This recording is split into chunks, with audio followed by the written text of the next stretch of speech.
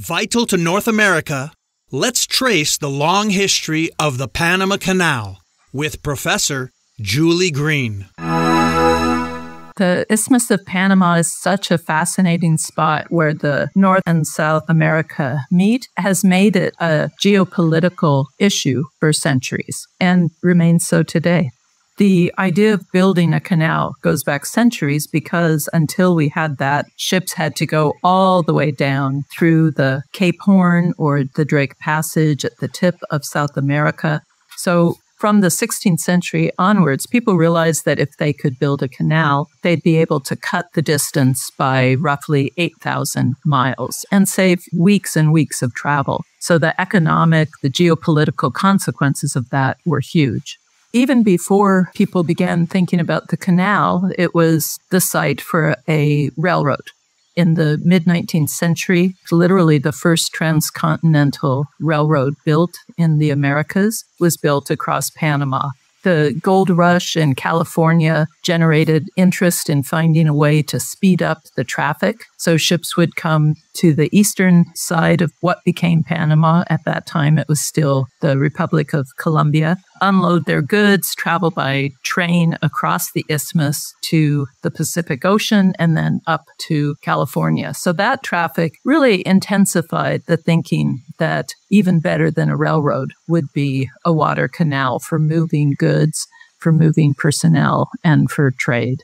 The dream of a canal on the Isthmus of Panama was a global dream. The Emperor of Spain was talking about it in the 16th century. The French made the first attempt, 1881 to 1889, under Ferdinand de Lesseps. That effort failed very dramatically. The French underestimated the challenges that would be involved. They were felled by massive disease, huge cost in life. Finally, when the French effort failed, the corruption and financial troubles of it all nearly brought down the French government. So there's been global interest in this. And of course, all of that global interest and the failure of the French only intensified the American interest in building the canal because it gave the U.S. under Theodore Roosevelt the opportunity to kind of use this as a way to prove that the United States was a remarkable global power, that it could do what Europe could not. The French failed for so many different reasons.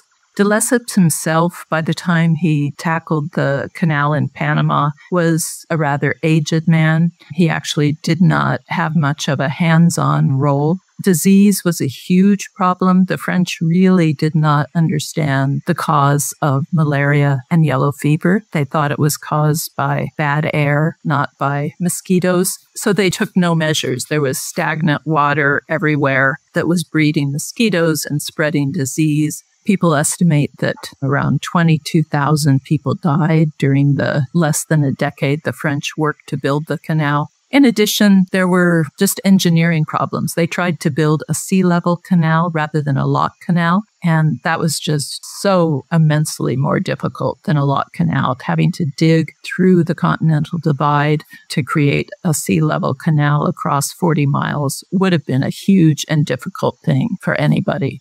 Theodore Roosevelt was an extremely ambitious man. He wanted, above all, to prove that America was a global power.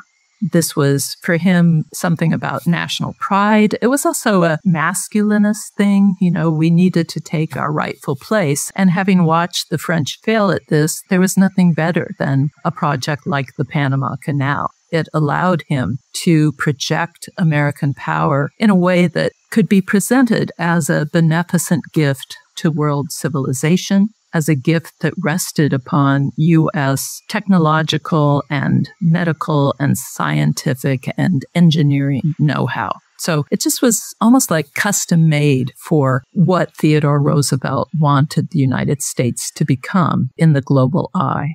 It's important to think about how we actually acquired the canal zone. Panama at that time was a part of the Republic of Colombia. Theodore Roosevelt wanted to build the canal and tried to negotiate a treaty with Colombia that would give him the right to do it. Colombia refused. They saw it as not a good deal for them, an attack on their sovereignty, so they refused. So in return, Theodore Roosevelt encouraged a group of Panamanians who were a less well-off province of Colombia. They had long bridled under the control of the government. So Roosevelt encouraged them to revolt and sent warships down to support their revolt. As soon as they succeeded in a quick revolt, it only took a few days, Roosevelt administration negotiated the treaty that gave the United States complete and permanent control over the Canal Zone, a huge strip of land of this new Republic of Panama. The interesting thing is that this treaty was negotiated not with the Panamanian. It was negotiated with the man who had taken over the French effort to try and build the canal. When the French government's effort failed in 1889, this man, Philippe Bunau-Varilla, created a private company that continued digging the canal. And his company stood to make a vast amount of money if the U.S. could acquire the Canal Zone. He had not been in Panama himself for 18 years. He negotiated this treaty with the United States. The very origins of the U.S. Canal Project is the treaty that gave the United States permanent control over the Canal Zone, also gave the United States the right to intervene militarily in the affairs of Panama, to intervene politically, to seize more land whenever it felt it was needed for the Canal Project. The U.S. Canal Project was a spectacular project, and the United States moves in aggressively and very efficiently to build an entirely new world on the Isthmus of Panama.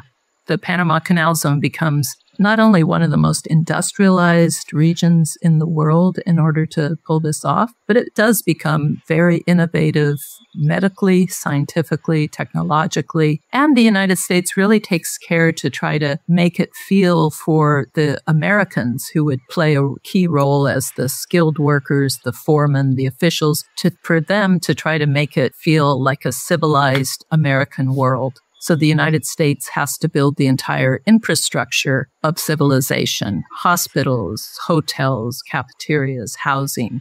And of course, the labor force itself is complex. You have 5,000 or 6,000 Americans and a few Europeans, Canadians, who are doing most of the management and the skilled labor. And then for the hard labor, for the really difficult and dangerous work, the United States imports tens of thousands of people from the Caribbean, especially the British Caribbean, Jamaica and Barbados above all. So at any time, you might have 45,000 people working to dig this new lock canal. The cost of building the canal, it takes officially 10 years. In fact, it takes more like 15 years to build this canal, to deal with continued landslides, etc. This is entirely the United States government. The cost is about $375 million, which is a huge amount back in the early 20th century. Translated into the money of today, that would be about $19 billion. And it formed a huge amount of the U.S. government's GDP, perhaps as much as 5 or 6%. In terms of labor management, the United States relied upon a pretty rigid system. The skilled workers, most of them Americans, were paid in gold. They received housing, food. They received 6 weeks paid vacation every year, free medical care, etc. The Caribbeans, they were paid 10 cents an hour. They received housing, free medical care, etc. In the early stages, they were the diggers and dynamiters, exposed to premature dynamite explosions. Some cases, 40, 50 men might be killed with one premature explosion. One of the eyewitnesses said the flesh of men flew in the air like birds that day. They were exposed to railroad accidents and to disease. Pretty much every worker had suffered from malaria at some point, some of them dying. Many of them went home missing a limb or a finger from accidents they had faced during their work. The U.S. Canal Project It was an engineering marvel, to be sure. Locks at both ends of the canal raise the ships up, have them move through Gatun Lake, which is a human-made lake. At the time, it was the largest human-made lake in the world, and then lower again down through locks to the other side of the canal. I'm Mark Vinette, and I hope you're enjoying the ride.